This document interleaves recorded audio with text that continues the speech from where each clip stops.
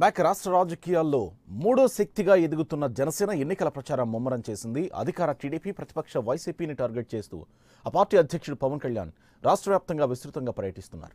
గుంటూరు, నెల్లూరు జిల్లాలో పర్యటించిన జనసేన అధినేత ఇరు పార్టీలను ప్రజాక్షేత్రంలో ముద్దాయిలుగా నిలిపే ప్రయత్నం చేశారు.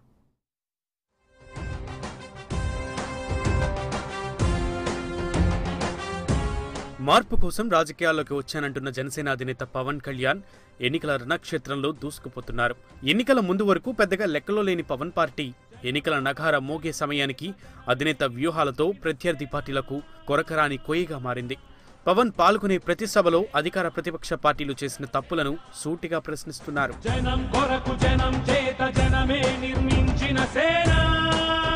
నెల్లూరు జిల్లా కోవూరులో నిర్వహించిన ఎన్నికల ప్రచార సభలో వైసీపీ నేతలపై పవన్ కళ్యాణ్, టీడీపీ, వైసీపీలపై సెటైర్లు విసిరారు.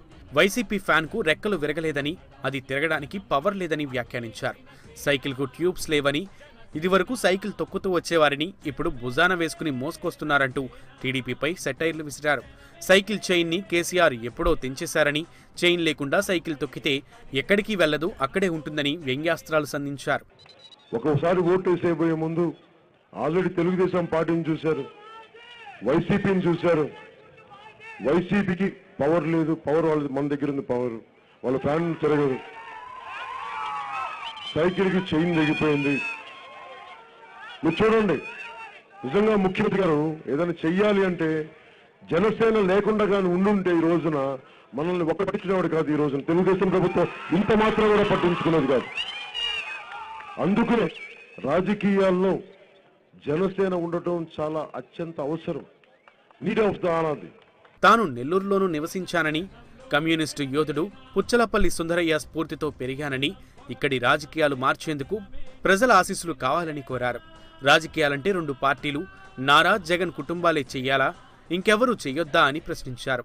రాజకీయం అంటే రెండు పార్టీలే చేయాలా? జగన్మోహన్ రెడ్డి గారి కుటుంబమే చేయాలా? నారా వారి కుటుంబమే చేయాలా? ఇంకెవరు చేయొద్దా? మరి రాష్ట్రంలో ఆ పరిస్థితిని మార్చేందుకు ఈ ఎన్నికల నుంచి శ్రీకారం చుట్టామని పవన్ అన్నారు. 2019కి నుంచి శ్రీకారం చుడుతున్నాం, మార్పుకి శ్రీకారం చుడుతున్నాం. ఇది మారాలి అంటే కొత్త అంటే రాజకీయాలను ఎంతసేపు బయటికి రాని వ్యక్తులు రావాలి, ఎంతసేపు కుటుంబాల మధ్యలో రాజకీయం నలిగిపోతుంది.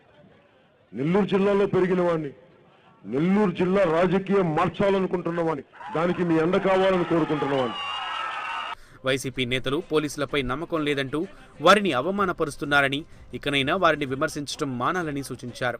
మాట్లాడితే బీసీలు అంటూ బీసీ సభలు పెడుతున్నారని, ఎంతమంది బీసీలకు అండగా నిలబడ్డారో జగన్ చెప్పాలని డిమాండ్ చేశారు. రాజకీయాలు ఎంతసేపు కొన్ని కుటుంబాలు కాదు, రాజకీయాలకు అంద దూరంగా ఉన్న వర్గాలు కూడా రాజకీయాలకు రావాలని మనస్ఫూర్తిగా కోరుకొని అవి ప్రయత్నం చేశారు.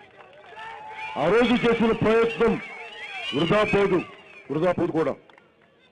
నేను మీకు అండగా ఉండేవాడిని. ఈ రోజున అత్యధికంగా ఏ పార్టీ ఇవ్వనంతగా జగన్మోహన్ రెడ్డి గారు మాట్లాడితే బీసీలు పెడతారు, కానీ ఎంతమంది బీసీలకు అండగా నిలబడ్డారు? టికెట్లు అమ్ముకునే దౌర్భాగ్యం, గెలిపే లక్ష్యంగా హత్య రాజకీయాలు చేయాల్సిన అవసరం తనకు లేదని జగన్ ఆరోపణలకు పవన్ కళ్యాణ్ కౌంటర్ ఇచ్చారు. రాష్ట్ర ప్రజలకు నవరత్నాలు కానుకగా ఇవ్వటానికి నేనేం రాష్ట్రాన్ని దోచుకోలేదని, 1,50,000 కోట్ల ఖజానా అంతకన్నా లేదని ఆరోపించారు. ఎమ్మెల్యేలు ఎవరైనా రౌడీయిజం చేయాలని చూస్తే తాట తీస్తా అని జనసేన అధినేత పవన్ కళ్యాణ్ హెచ్చరించారు. గుంటూరు జిల్లాలో పశ్చిమ, తూర్పు, ప్రత్తిపాడు, వేమూరు నియోజకవర్గాల్లో ఎన్నికల ప్రచారం నిర్వహించిన పవన్ వైసీపీ అధినేత జగన్పై తీవ్రస్థాయిలో ధ్వజమెత్తారు. తాను బాపట్లలోనే పుట్టానన్న పవన్ పల్నాటి పౌరుషం తనలో ఉందన్నారు. టీడీపీ కంచుకోటలు బద్దలు కొట్టి అమరావతిలో జనసేన జెండా రెపరెపలాడిస్తా అని పేర్కొన్నారు.